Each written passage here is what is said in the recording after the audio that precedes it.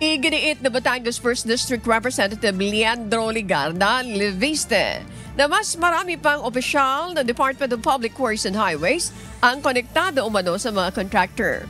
Sa isang pahayag, binigyan din ito mas marami pang miyembro ng team ni DPWH Secretary Vince Dizon ang may koneksyon sa mga kontratista at isa sa kanila ay nakuhanan ng letrato na kasama ang mga kontratista sa meeting sa isang restaurant.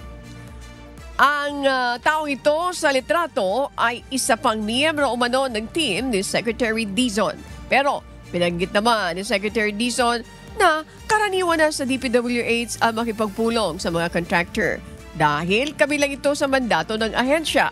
Gayunpaman, ang masamaan niya ay kung may paglabag sa batas at mga panuntunan at kung may nangyayaring katiwalian. Yung pakikipag-usap sa contractor, yun ang trabaho ng DPWH. Makipag-usap sa contractor. Ang daming kakontrata ng DPWH. Kung opisyal ang sinasabi niya, again. No? Pero ibang usapan kapag nanghihingi sa contractor.